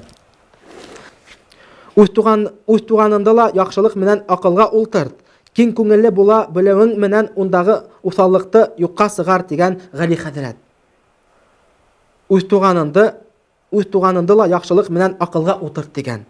Ҡарағыҙ, мына күп замандарҙа без үҙебеҙҙең яҡындарыбыҙға, хәләл ифеттәребеҙгә, балаларыбыҙға, ата-әсәләребеҙгә ҡаты һүҙ менән бәрешәбеҙ. Ҡырыҫлыҡ менән өндәшәбеҙ. Белмәгән халыҡтар менән, белмәгән кешеләр менән матурлап ҡына һөйләшәбеҙ. Ул дөрөҫ түгел тигән. Шуның өсөн мына яҡындарыбыҙ менән дә без яҡшылыҡ менән генә һәм яҡшылыҡ менән аҡылға ултыртырға тейешбеҙ. Киң күңелле була белеүең менән ундағы уҫаллыҡты юҡҡа сығар тигән. Уҫаллыҡ ул яҡшы сифаттарҙан һаналмай. Уҫаллыҡ ул яҡшы сифаттарҙан һаналмай. Уҫаллыҡтың үҙ урыны булырға тейеш һәм үҙ ваҡыты булырға тейеш. Әгәр ҙә инде һәр беребеҙ һәр ваҡыт уҫал булып йөрөһәк, ошо ваҡытта донъя бит боҙола. Донъя бит ҡарая, хөрмәтле мәгълүмат. Ҡайһы кеше бит уҫаллыҡты бер ни һамаҡ күрә, бер изге бер холоҡ, күркәм холоҡ тип күрә, яҡшы үткер булам тип, мин рус әйтәләр, пробивной булам тип маҡтанып та ала мине үҙенең уҫаллығы менән. Әммә ләкин уҫаллыҡ ул яҡшы сифаттарҙан һаналмай. Асыулы кешеләр мәрхәмәттән мәхрүм ҡалған. Рәхим шәфҡәт тигәнде белмәгән ауырыу тигән ул. Кемдәндер үс алыуға атлығып ҡына тороуҙан рәхимһеҙ кешенең йәне генә яфа сигә. Күп кеше бик үс алыусан. Үсен алырға ғына тора. Әммә ләкин Аллаһ Тәғәлә әйтә Ҡөрьән Кәримдә: "Вәл-ғафу вас-сафу хайр" тигән. Ғафу итеү ул яҡшыраҡ тигән. Ғафу итеү ул яҡшыраҡ. Шуның өсөн әгәр ҙә инде бер кем һеҙгә золом ҡылһа, һүҙ менәнме, ғәмәл менәнме, мал-мүлкәт яғынанмы, үҙ үсегеҙҙе алмағыҙ. гафу итегез. Ошо вакытта Аллаһ Таала һезгә гафу итер. Иншаллах. Әгәр дә кеше үзендәге нәфрәттән арына алһа, күңелендә, зиһенендә еңеллек менән байыта алыр. Исламның беренче шарты таухид. Исламның беренче шарты ул таухид. Аллаһтан бердән бер булуын аңлау һәм был туралы гыйвахлык бирү калима шаһада. Ашһаду ан ла илаха илляллах ва ашһаду анна Мухаммадан абдуху ва расулух. Аллаһтан башка илаһа юк, Мухаммад оның кулы һәм илчесе дип без гыйвахлык кылабыз, шаһидлык кылабыз. Теле менән әйтә, теле менән әйткәнде күңеле менән куәтләп тә тора мусулман кеше. Аллаһтан берлеген танып, гыйвахлык биргән кеше кафир була алмай. Уны иманһыз дип ханаган кеше үзе кафир була дип өйрәтә дин. Пәйгамбәр Мухаммад саллаллаху алейхи ва саллям әйткән: Аллаһтан берлеге хакында кабатлап кына торган кеше менән уның Раббыһы арасында булган пәрдәләр алып ташлана һәм дугалары кабул була. Ысын күңелдән дуга кылып кына торган кешенең үтенечләре явапһыз калмай. Ысын күңелдән дуга кылып кына торган кешенең үтенечләре явапһыз калмай. Ундай бәндәһен Аллаһы Тәгалә яһәннәмдәге кот-ускус хәлдәрдән курсалап, мең гөнаһын ярлыкар дигән. Шуның өчен һәр вакыт без Аллаһ Тәгаләгә дуга кылып торырга тиешбез, иншаллах. Пәйгамбәр Мухаммад саллаллаху алейхи ва саллям әйткән: ихлас күңел менән ла илаха илляллах һүзләрен әйтә белгән бәндә өчен күктәрдә асылмай калган капкалар булмас дигән. Тагын әйтәм, ихлас күңел менән ла илаха илляллах һүзләре әйткән бәндә өчен күктәрдә асылмай калган капкалар булмас. Улар һине олы гынахтардан курсалап, бұл һүзләрнең Аллаһ хузурына барып етеүенә ярдәм итер дигән. Ошо таухид һүзләрен әйткән вакытта үзеңнең дә телендә, теле менән дә күңелен пак булырга тиеш. Ошо ла илаха илляллах Мухаммад расулуллах дип әйтәбез. Калима шаһада, таухид һүзләрен biz йөрәкләребезне сафлап, паклап әйтергә тиешбез, иншаллах. Ысынлап та Аллаһ бәндәләре гынаһ эшләп йөргәндә, улар күңелендә кара тап барлыкка килә. Әгәр дә инде кеше гынаһ кылса, күңелендә яки йөрәгендә дөресрәк әйтсәк, аның кара бер тап барлыкка килә. Кара бер нөктә барлыкка килә. Ихлас күңел менән тәүбә итә белгәндә, был тап та юкка сыга. Әгәр дә инде кеше тәүбә кылса, ошо кара нөктә китә, юйыла. Тәүбә итә белмәһәң урынында калып, гынаһ эшләгән хайын зурая бара. Ошо тап, ошо нөктәләр тәүбә кеше кылмаһа, гынаһтарын дәвам итһә, ошо вакытта карая башлай. Күңел тулыһы менән карайып калырга ла мөмкин. Әгәр дә инде күңел карайһа, тулыһынса, ошо вакытта аның йөрәге үлә. Шуны без белергә тиешбез. Шуның өчен иман менән, тәүбә менән без үзебезнең йөрәкләребезне терелтергә тиешбез, иншаллах. Күңеле бөтенләй карайып калмаһын өчен бәндә 4 төрле нәмәгә игътибар итһен. Әгәр дә инде без теләйбез, ошо безнең йөрәкләребез, күңелләребез караймаһын өчен без 4 нәмәгә без игътибар бирергә тиеш. Беренче, гынаһтар эшләмәһен. Без гынаһтардан ярага тиешбез. Гынаһтар кылмаска тиешбез. Икенче, ахмак кешеләр менән хүз көрәштереп йөрмәһен дигән. Ахмак яки ахмак акылсыз кешеләр менән, надан кешеләр менән без хүз көрәштергә тиеш түгелбез. Өченчесе, кәрәк-кәрәкмәс сәбәпләр табып, сит катындар менән күп вакыт үткәрмәһен дигән. Һәм дүртенчесе, күңелдәре үле кешеләр менән бергә булырга тырышмаһын. 4 нәмәнән без ситләнергә тиешбез. Беренче, ул гынаһтарны кылмаска.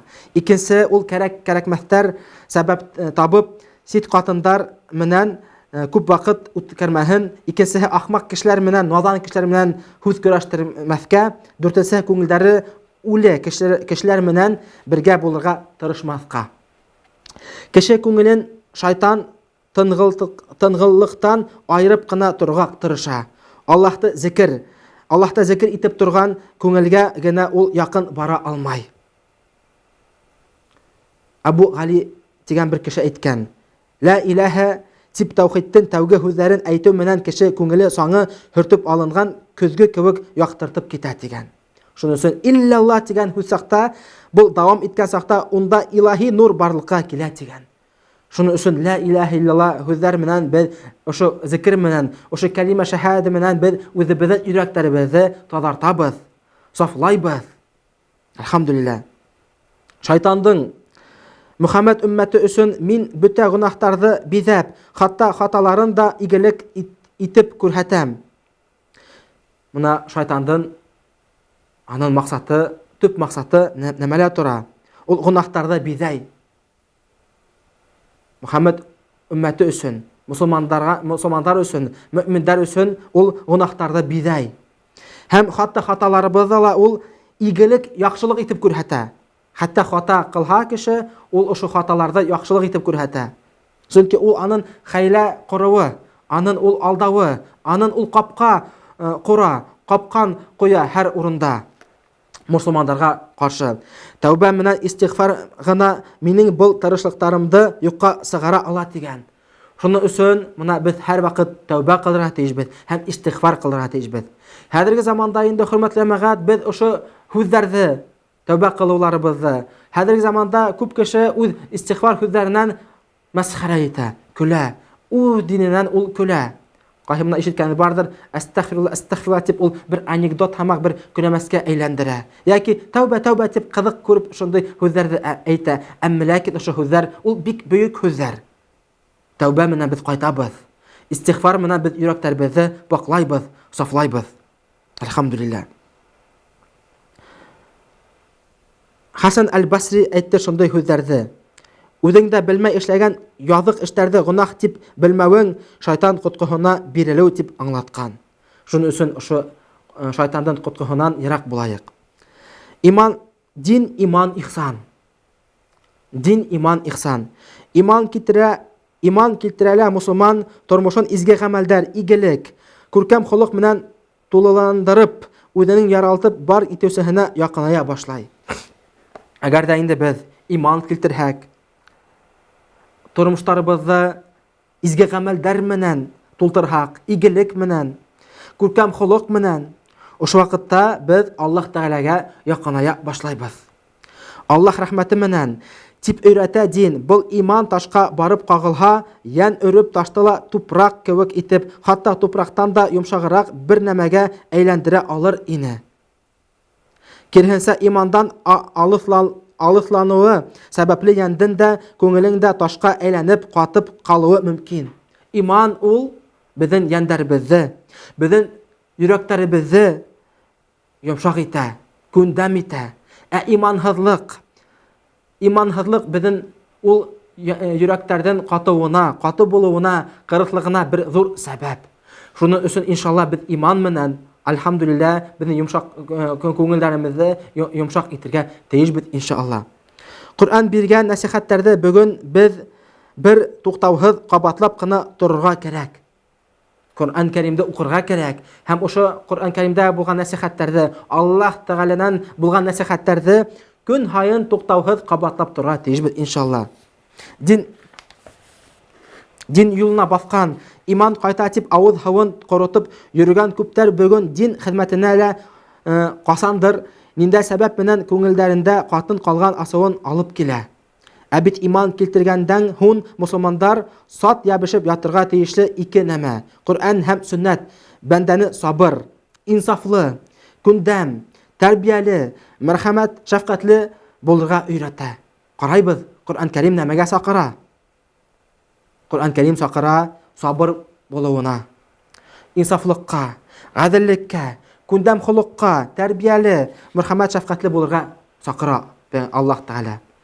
Минем мәрхәмәтем асуымдан алдарак йөри дигән шундый аят бар. Тәүбә сүрәһендә 14-нче аят. Минем мәрхәмәтем, шәфкатьлегем асуымдан алдарак йөри. Инна рахмати сабақат гадаби дигән. Пәйгамбәр Мөхәммәд саллаллаһу алейһи ва саллям күңелеңә лә ул ошо төп сифатты халып куя. Без һине галәмдәргә рәхмәт өчен ибәрдек ди Аллаһ Тәгалә. Пәйгамбәр тураһында без һине галәмдәр өчен рәхмәт өчен ибәрдек ди. Без һине галәмдәргә рәхмәт өчен ибәрдек ди Аллаһ Тәгалә. Әнбия сүрәһендә. Я мөэминдәр, Аллаһ Тәгалә әйтә, өндәшә, тиешле курку менән Аллаһтан куркыгыз.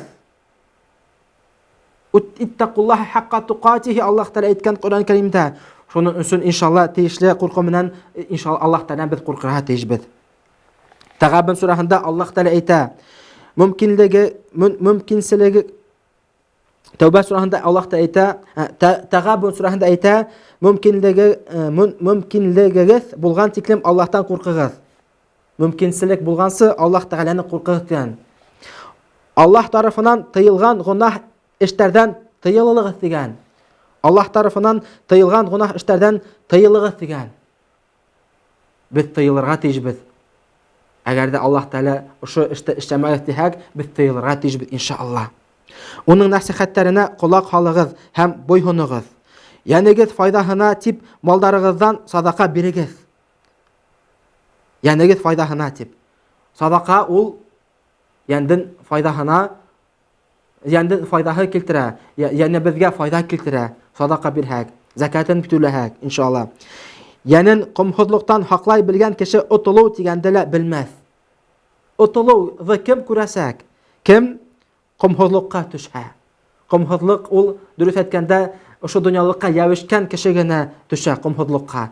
Шуның өчен хөрмәтле әмәгать, тугандарым, иншалла отылу хүзе белергә теләмәһәгез, комһызлыктан ярак булыгыз.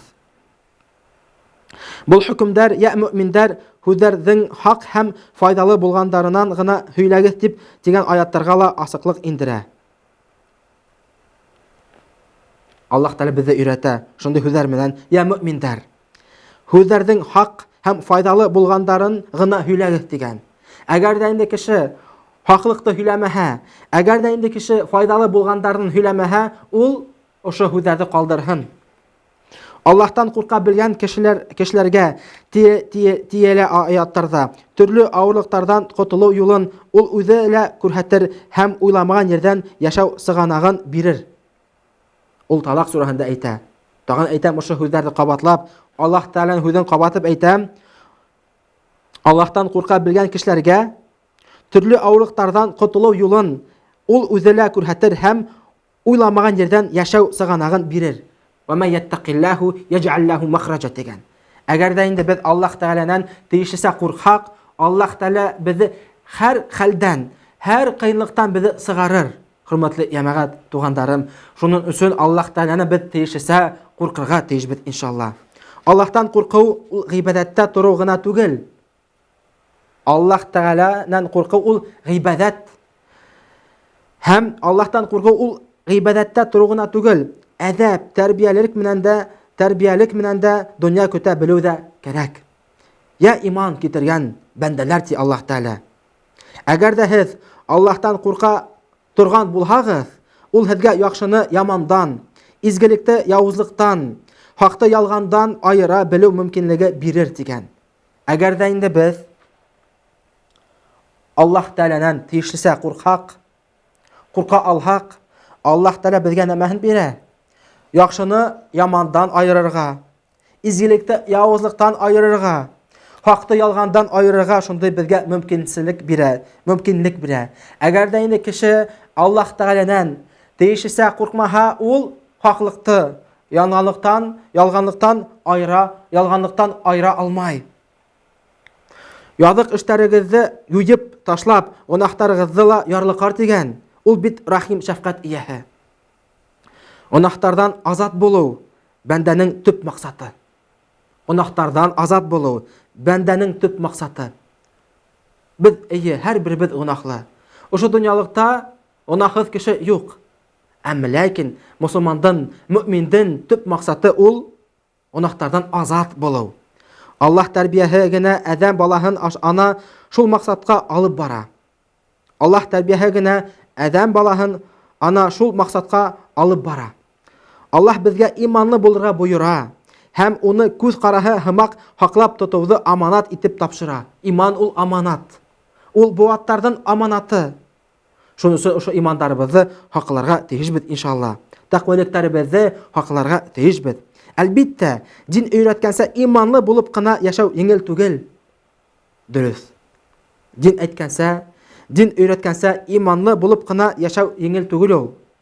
Әмма ләкин ихлас күңеллек булһа, ихласлык булһа, Аллаһ Тәгалә безгә дин тиешлесә, дин өйрәткәнсә яшәргә еңеллекләрен бирәсәк, ихласлык булырга тиеш, иншалла. Иманлы тормышка бәндәләр элек-электән төрле һынаудар аша килгән һәм уның кадерен дә белгән. Карайбыз. Һәр бәндәләр элек-электән төрле һынаудар аша үткән. Төрле һынаудар аша без үтәбез. Һәр беребез һынаулы була. Аллаһ Тәгалә әйтә Коръән Кәримдә: "Вала набluwannakum bi shay'in min al-khawfi wal-ju'i wa naqsin min al-amwali wal-anfusi wath-thamarat" дигән. Һез уйламагыз, мин һезне һынаусыз калдырам дигән. Юк. Вала набluwannakum bi shay'in min al-khawfi, мин һезне ысынлыкта төрле яктан һынармын дигән. Min al-khawfi, куркыныч менән һезне һынармын дигән. Wal-ju'i, аксык менән дә һезне һынармын дигән. Wa naqsin min al-amwali, һәм итешһезлек менән дә һынармын дигән. Wal-anfusi, һәм якындарыгызны алып китү менән дә һезне һынармын дигән. Wath-thamarat, һәм имештәрдә дә һезне һынармын дигән. Wa bashshiris sabirin, әмма ләкин кем сабыр булган, шуларны һөендер дигән, куандыр дигән Аллаһ Тәгалә. Сабыр булайык. Хадисләрдә әйтелә, диндә тақва булу авыр түгел. Уның өчен карашыңның мөлаем, телеңдең татлы булуы ла итә диелә. Хүҙәрҙең яҡшыларын ғына һөйләй белгән кеше табиғаты менән дә ғәҙелдәрҙең дә ғәҙеленә әйләнә. Ялғанға бирелеү гөнаһ эшләүгә сәбәп. Ялғанға бирелеү гөнаһ эшләүгә сәбәп. Әгәр дә инде кеше ялғанлык менән, алдау менән яшәһә, ул гөнаһ ҡыла. Ул гөнаһҡа тиҙерәк яҡыная. Әгәр дә кеше туҡтауһыҙ алдашып йөрөй икән, Аллаһ хозурында ла ул ялғансының да яуызы тип яҙыласаҡ. Әгәр дә инде кеше көн һайын һәм аның ғәҙәте булһа, һәр ваҡыт алдау менән яшәргә, ошо ваҡытта ул Аллаһтар янында яман алдаҡсы, яуыз алдаҡсы тип яҙыла яҙмыш китаптарында. Тарихтан да без беләбез. Пәйғәмбәребез менән бергә булып та аҙашып киткән кешеләр булыуы билдәле.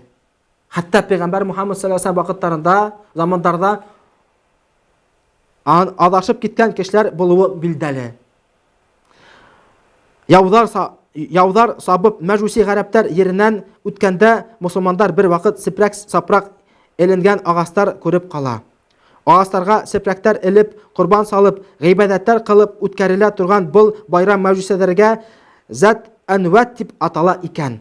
Я Расул Аллаһ, безгә лә шундай Зәт Әнвәт ойошторһан ине тиҙәр сәхәбәләр пәйғәмбәребеҙгә мөрәжәғәт итәләр. Яһүдтәрҙең хаталарын ҡабатламағыҙ ти Пәйғәмбәр Мухаммад саллаллаху алейһи ва саллям. Улар да бит мәжүсиләргә ияреп, сәнәмдар эшләп биреүҙе талап итеүҙәре сәбәпле һәләк булды ти. Шуның өсөн Аллаһ Тәгалә безгә тәүхидте биргәс, без икенсе илаһтарҙы эҙләп йөрөргә тейеш түгелбеҙ. Әгәр дә инде без икенсе илаһтарҙы эҙләһәк, без аҙғынлыҡҡа, без аҙашыуға төшәбеҙ. Үҙ динебеҙҙе, иманыбыҙҙы һаҡлайыҡ әле. Ҡәрҙәштәр, әлхәмдүлилләһ. Донъя йәшел баҡса кеүек гүзәл. Эйе, әлхәмдүлилләһ. Кем унан үзенә кәрәк тиклемен генә ала, алғаны бәрәкәтле булыр. Ләкин нәфсенең туйҙырғансы уға барып сумған кешегә йәһәннәмдән башҡа нәмә булмаҫ дигән. Донъя ҡыуам тип, әхирәтте әхирәт дип донъяһын ташламағанлар һеҙҙең арағыҙҙа иң яҡшылар. Ҡарағыҙ, хөрмәтле йәмәғәт. Ҡайһы кеше әйтә, мин әхирәт өсөн генә йәшәйем тип, ул сәбәп ҡылмай, тырышмай. Ҡайһы кеше әйтә, юҡ, мин дуға ғына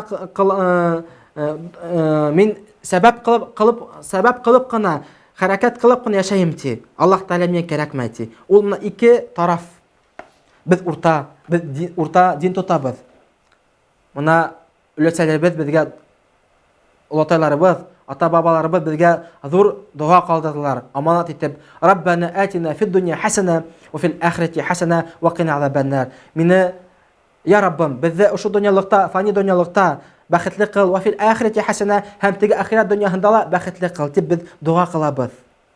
Шуның өчен без ошо дөнья өчен дә без эшләргә тиешбез, тырышырга тиешбез һәм мәңгелек өчен дә без тырышырга тиешбез иншалла. Әгәр дә инде без ошо дөньялыкта калдырһак, мәңгелек менән генә яшәп булмай шул. Аллаһ Тәгалә ошо дөньялыкта сәбәп итеп яраткан. Тырышырга тиешбез. Кайһы кеше әйтә, юк, ошо дөньялыкта менән генә яшәймен, миңа ахират дөньяһы кирәкмәй дип, бу икенче крайность, икенче тараф.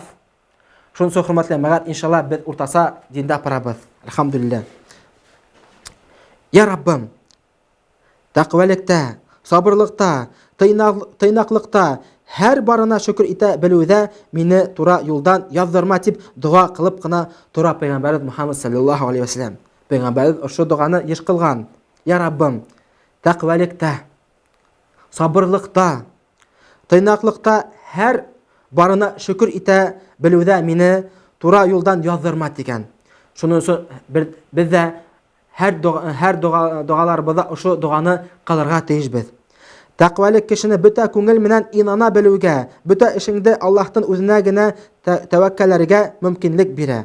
Чөнки әгәр дә кеше үзен һәм үзенең бөтә булышын Аллаһка тапшыра белһә, уның ихтияҗларын канәгатьләндерү өчен дә Аллаһ үзе итә. Аллаһтар үзе итә дигән Талак сүрәһендә. Карагыз, хөрмәтле җәмәгать.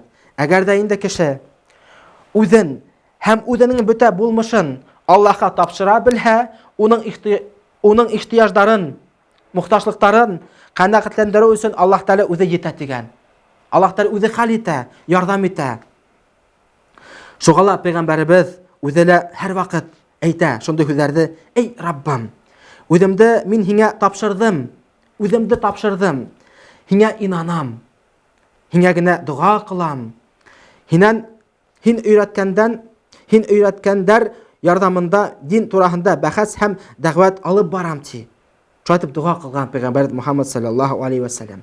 Шуның өчен моны байлык кына түгел, Аллаһ Тәгалә ошо дуаны ла кылырга тиешбез. Үземдә мин һиңа тапшырдым дигән. Моны өләсәләребездән, олатайларыбыздан ишеткәнебез бардыр, тапшырдык. Аллаһка тапшырдык дип. Әйе, без һәр эшләребезне Аллаһка тапшырып эшләргә тиешбез. Тәвәккәлләнеп иншаалла. Я Раббым. Һәм Пәйгамбәр Мухаммад саллаллаһу алейхи ва саллям шундый сүзләрне әйтә: "Я Раббым" ди. Һиннән башка илаһы юк. Һиннән башка гыйбадәткә лаеклы илаһы юк. Һинең улуглыгың миңа таяныс. Һинең бөеклегең миңа таяныс ди. Мине тайгак юлларга индерә күрмә. Адашып йөрергә мөмкинлек бирмә. Һин үлем дигәнде белмәгән мәңге тере зат. Бәндәләр менән ендәр генә үлә дигән. Карагыз. Әйе. Аллаһ Пәйгамбәр Мухаммад саллаллаһу алейхи ва саллям нинди матур дуа кылган. Ишетеп карагыз әле тагын. Я Раббым, һиннән башка гыйбадәткә лаеклы илаһ юк. Һинең бөеклегең миңа таяныс. Мине тайгак юлларга индерә күрмә. Адашып йөрергә мөмкинлек бирмә. Һин үлем дигәнде белмәйһең. Мәңге тере зат. Аллаһ Тәгалә мәңге тере зат. Әйе. Бәндәләр менән ендәр генә үлә. Хай ла ямут. Аллаһу хайюн ла ямут дигәндер. Аллаһ Тәгаләгә гыйбадәттә бул. Аллаһ Тәгаләгә гыйбадәттә бул. Бер кемдә лә уга тиңдәш тотма. Хөрмәтле мәгәт, без бер кемгә лә Аллаһ Тәгаләгә тиңдәш тоту тиеш түгел без. Әгәр дә инде кем Аллаһ Тәгаләгә тиңдәш куйһа, тиңдәш тотһа, аның иманы, аның тәкъвалыгы юкка сыгыла куя. Шуны өчен хөрмәтле мәгәт, ошо тавхид сүзләрен без тиешлесә, тулыһынса өйрәнергә тиешбез иншалла. Агас һәм таштарды күргәндә Аллаһты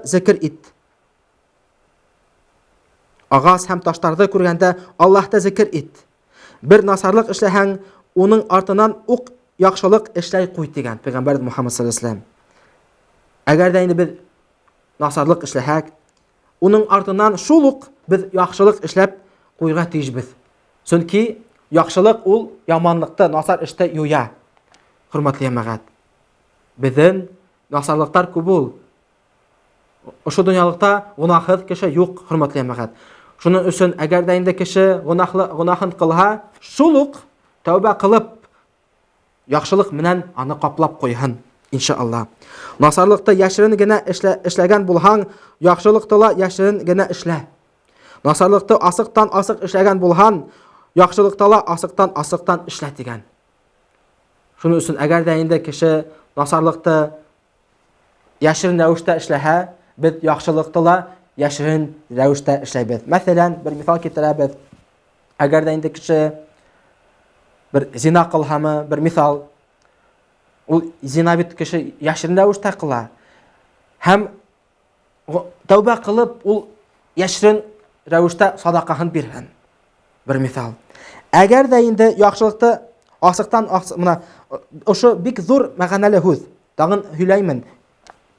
Насарлыкта яшерен генә эшләһән булһан, яхшылыкта ла яшерен рәвештә эшләргә кирәк. Насарлыкта асыктан асык эшләһән, яхшылыкта ла асыктан асык эшлә дигән. Хөрмәтле ямәгать.